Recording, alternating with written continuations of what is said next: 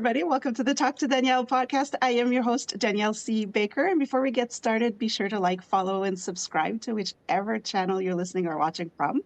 And this week's episode is a special episode as I have registered into the podcast-thon event that is happening this week, where a community of podcasters across the world are getting together this week and dedicating their episodes to a charity or fundraising or an organization to help raise awareness to whichever subject they decided to, or whatever charity they've decided to work on.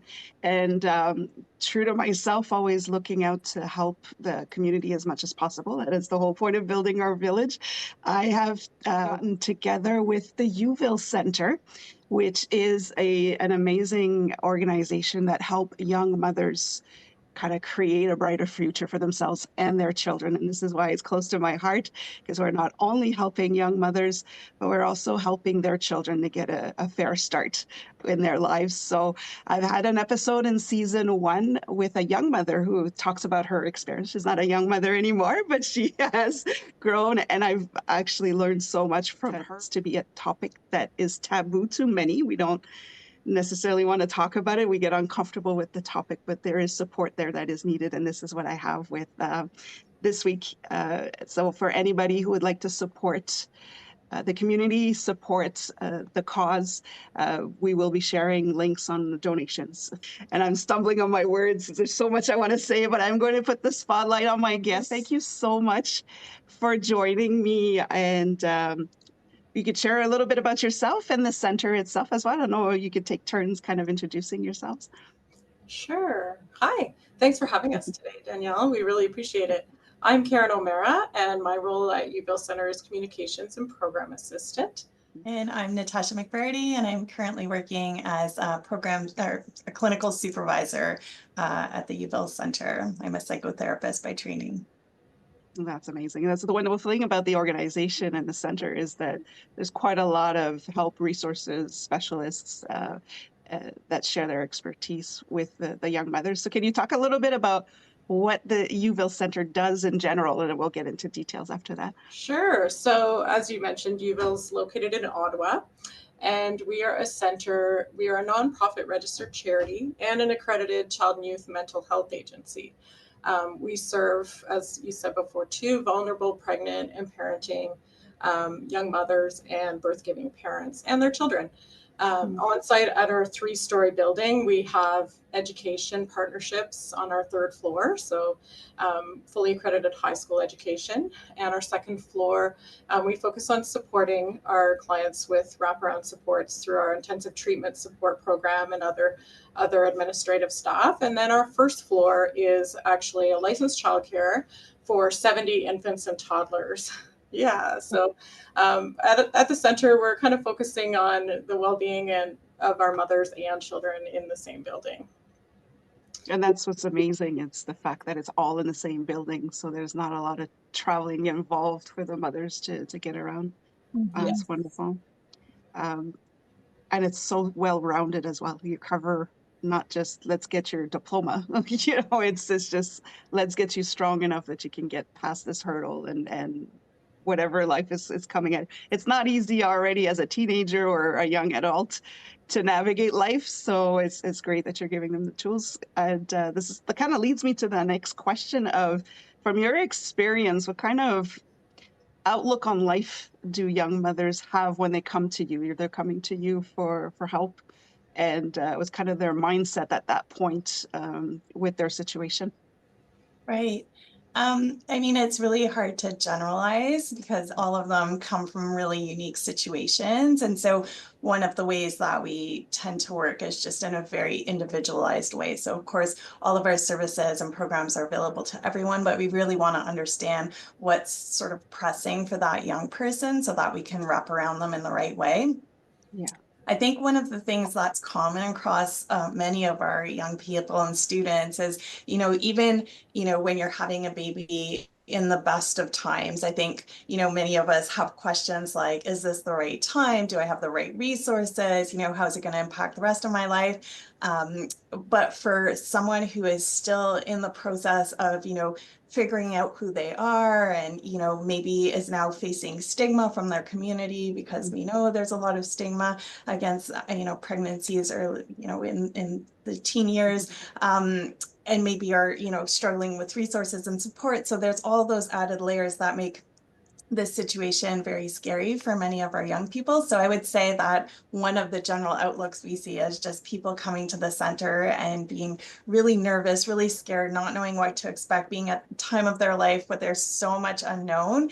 And if we can kind of provide that safe landing of like, okay, we don't have all the answers, but, you know, we are going to journey with you along this path, then I think that's, you know, what we try to do. And that's really the kind of support we try to offer. Yeah, and I think you've mentioned something really important there. It's, as a mother, no matter the age, it's scary to think, okay, now what? What if I am in charge of this human being? So this the fact that add a layer of the stigma and the judgment that may come with it. It's important to get that. I've had the opportunity, and I invite the listeners as well to have a look on the website. There's some testimonials of some of the mothers that have gone through your program, and it's just beautiful to see. So inspiring. But can you kind of share with us the transformation that you see from the moment they step into your center to when they're ready to kind of spread their wings and leave the nest, so to speak? Yeah, well, as Natasha mentioned, sometimes clients are coming to us from, you know, all over the city of Ottawa and from any different circumstance in life, but typically they have had their education interrupted or been out of high school for a while. Actually, it has been the case with a lot of clients. They just have had maybe challenges being successful in a typical high school setting. And once they come, they may not have had a lot of support either parenting at this point in their lives too. And as they come to us, we see them kind of gain confidence as they gain education credits in the high school setting and work with teachers, you know, in an alternate setting. So it has some more flexibility for learning for our students. They're able to set parenting goals with us, and they're really able to gain some problem solving skills to navigate through the challenges of being a young parent.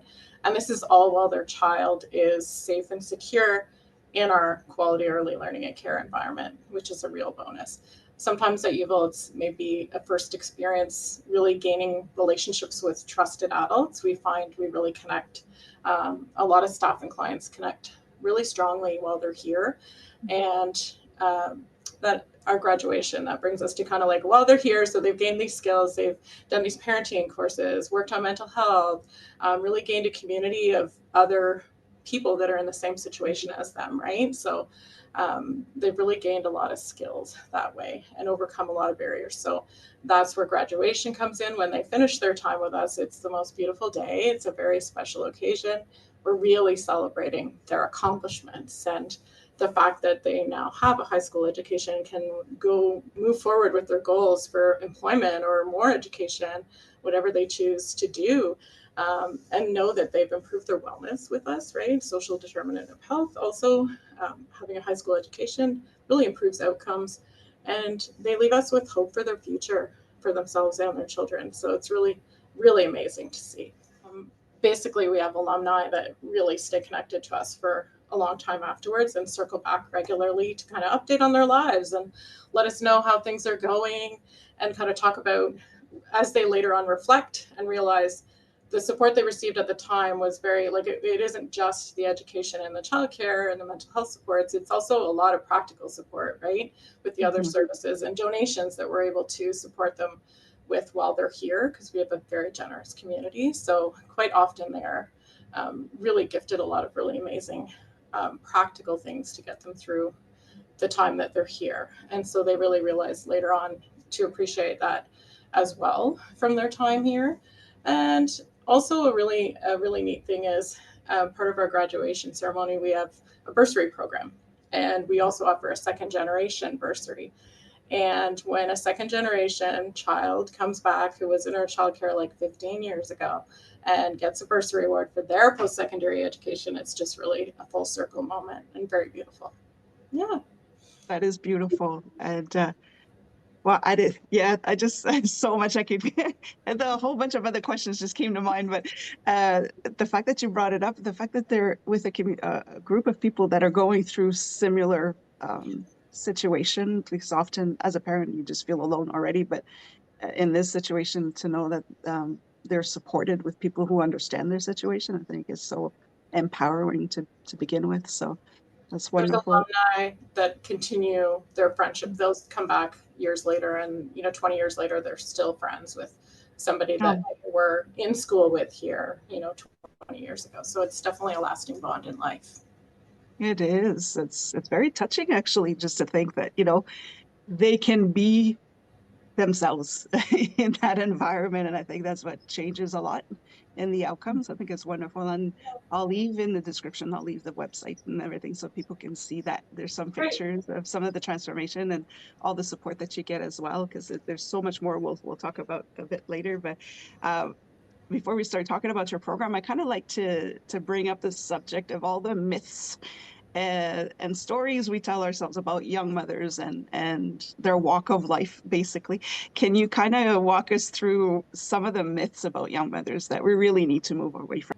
Wow, that's a good question. I don't know that I've really thought of it in terms of myths, but one of the things that I often think about is just how strong these women are and these people are, birth parents as well. We, on a cold winter day, for example, if you're standing outside of our center, you will see a young parent with stroller and bags and child taking the bus coming from across town to get to school, which is no easy feat, right? Yeah. And all of the things that they are doing to maintain themselves, maintain their family, keep their child fed and clothed. I mean, that's difficult in the best of circumstances, right? Like, even when you have all of the resources and the support and the grandparents and all that, but doing that on your own and making it to school every day, to me, that's like deserves celebration every single day. So maybe, in line with your questions, maybe one of the myths is, these, they're lazy or they're bad kids and these are not bad people. These are sometimes people who have experienced a lot of bad things, not always, sometimes, but these are strong people who are trying to make a difference for themselves, for their children. And I think the more kindness we can show in our everyday life as we meet with them, as we see them on the bus or on the road or whatever, the checkout line in the grocery store, Yeah, the more that we can support as a community and really make them feel like they belong and that, yeah, I love that. recognize their Just strength. yeah, because it's so true. I know we have all these preconceptions sometimes, but it's when you're seeing them and actually look at what they're actually doing as opposed to what you think they haven't done. I think that's this important thing to see. It's like they're working hard against all odds. They're making it happen. I think it's so important to highlight that. Uh, that kind of leads me to the next question of some of the, especially today, because I mean, the world has changed so much in the last few years, but what are some of the realities that the young mothers are actually facing today that we need to be a bit more aware of? Because it's not something that we would think about, but what are the challenges or realities they're facing today? Right. So I touched a little bit on transportation, but I would say some of the main challenges are, housing. So it's really hard to get safe and adequate housing.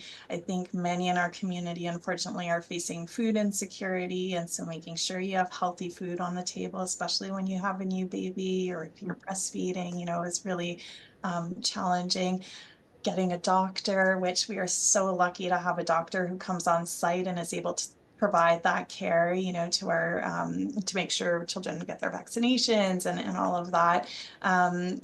And then we have some more, I guess, some high safety risks. So things like gender-based violence, human trafficking. I mean, we see young people from, all sorts of past and trauma. And so I think that goes back to my initial point of we really work to individualize and tailor our care to help build a circle of support that's going to meet all those needs, because some of our young people have had, a pretty bumpy past and are really, again, like speaking to their resilience, making a choice to do something different for their kiddos, which is just, amazing to witness. Yeah. And it's also, it kind of gives us a bigger picture of the complexity of it, because there's not a cookie cutter way of helping. Every case is different, and every individual handles their situation differently. They could be in the same situation, but they will react differently. So it's a very complex world to navigate. So let's dive into your programs. I know a lot of people will want to know about what it is you offer so much as well. It's what I love about the center. Is Sakini, talk a little bit more about your programs. Sure, I might take this one as well.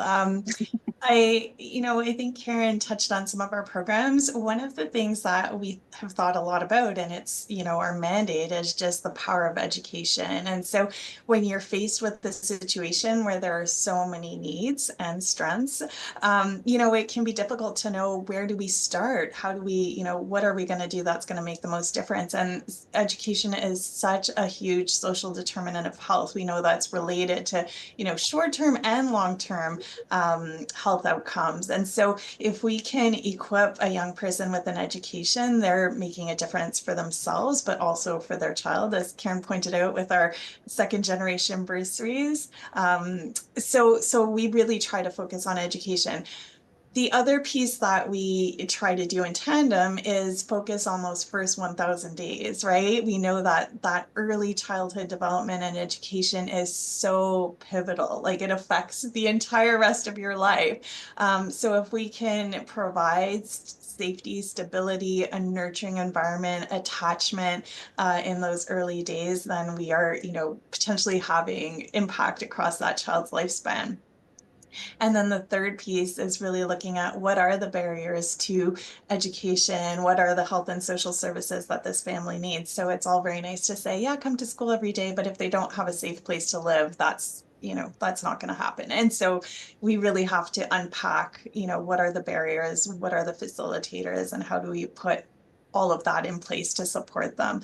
So our programs are education, childcare, and then we have lots of services on site, like we have financial help. So someone from Ontario Works who's on site. We have a doctor and a nurse who's on site. Addictions counseling, mental health counseling, parenting counseling, food banks so that they don't have to travel, really trying to build on a hub model where they can come to one spot where they feel safe, where they have that connection, and then we can bridge them to all of the services, hopefully internal, and we're necessarily pulling community services to help, support that circle. Yeah, that is, I love how you have like the whole, it's a whole sphere of it, which is so important. A lot of people, when they think about centers like yours, they'll think about, like you mentioned, the food bank, clothes, PJs, diapers, we need all of the supplies, but what kind of support do centers like the Youville Centre really need the most, that people wouldn't think of, the other things that can help in helping these mothers as well? I think one of the big things is spreading awareness. We're a pretty unique center in the city. There is other services for young parents as well, but we do feel that spreading awareness about what we can offer, whether you're telling another young mom about it or you're telling someone in the community that may be able to refer a client to us. Our clients do self-refer, so really we're just always trying to reach those people that may need our services. So we do promote on social media, so sharing our posts, liking our posts, helping that way also creates awareness, just because through our posts, we're sharing some of the activities that are happening on a day-to-day basis here and some of the community partnerships that we have.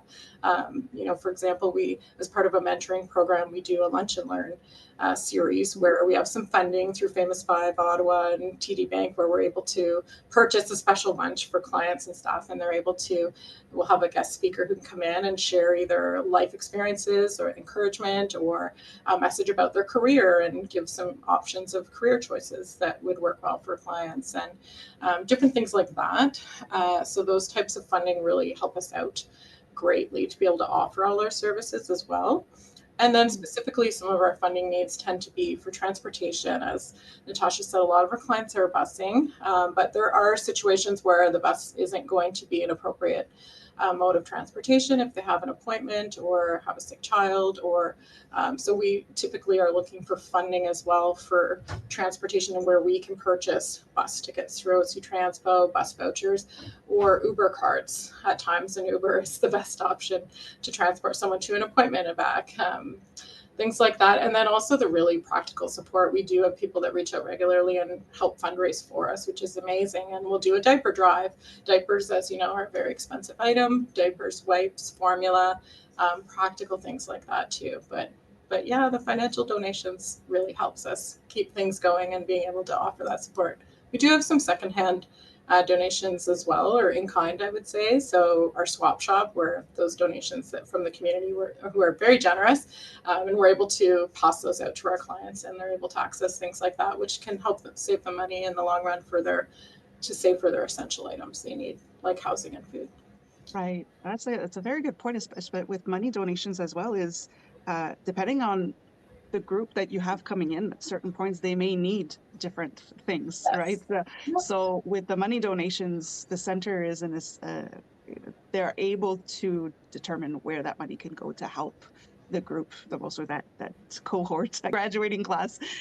So it is important to be able to go beyond just the diapers and the wipes. So those are always greatly appreciated, but transportation is a huge thing as well.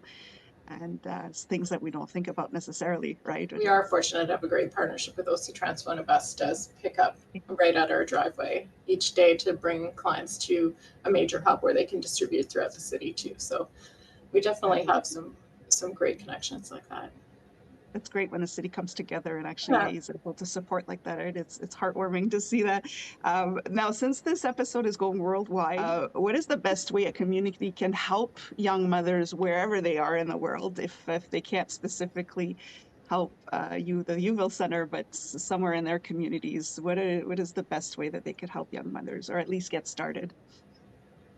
I think it's, pretty basic actually. I think it's just, random acts of kindness go such a long way. Things like meal trains when a neighbor is having a baby, or, I mentioned it before, but I think a lot of our young people, when they get on a bus, they just are covered in so much shame and stigma. And so having someone just flash a compassionate smile, like, I see you, like, this is tough, or, whatever that is. I think all of those things that we can do just in our neighborhoods and our parks, on our buses, like to just treat each other kindly and see each other, are just so important and go so far with people who are already feeling like they're facing so much. So I don't know that I have any, magic ingredients or anything like that, but I think kindness goes a long way. You're so right. And it is just to look beyond the situation. Oh, I could talk to you all day about this, but we're going to wrap it up. Before I do, I don't know if you wanted to add anything, or if there's anything that comes to mind that we can add to I this. guess I would just say, like I mentioned before, just try and find us on social media. We're more active on Facebook and Instagram, I would say, but we do have accounts for Twitter, X, and LinkedIn. And if you can share and raise awareness about us, maybe somebody that's really looking for a cause they want to fundraise for, and maybe they'll organize something and fundraise for us. That's really valuable for us. We are a small organization, and our staff are working really hard on a program level to support clients on day to day. And so tangible things like that really support us. Financial donations can be made anytime on our Canada Helps page, but for this specific podcast we have a special link just for your group of followers. So we'll make sure that we share that with you too, so you can put that out to your community. But thank you. Thank you so much. And I was going to ask how can people reach you? I will put all of that information in the description of this episode. So for everybody listening, please look at the description. You'll see all of the social media angles, the donation link to be able to support the Youville Centre and to start making a difference in our community. And you're so right, Karen. A lot of people don't necessarily know where to look for resources or help. And so this is why it's so important to talk. You could have somebody who lived in Ottawa their entire life and wouldn't even know that centers like yours exist. So to, yes, share, share the posts and share the work that they're doing in the community. And without knowing it, you could be helping somebody who really needs that help at that moment. So let's keep that alive, and let's keep sharing and spreading the word. So I appreciate that so much. Thank you again. I could have you on, and we could definitely have you on again for another episode whenever you want to come by, and we could kind of update on some of the new programs or what you have going on. I would appreciate that. And thank you again very much for joining us for this week's episode. No problem. Thanks for having us. Thank you so much. Thank you. And thank you. And for everybody watching, don't forget to follow, and subscribe to whichever channel you're listening or watching from. Don't forget to go check out the Youville Centre. Again, the information will be in the description. Make sure to follow them and like their posts, support them by spreading the word. And until next time, stay safe, stay awesome, and we'll talk soon.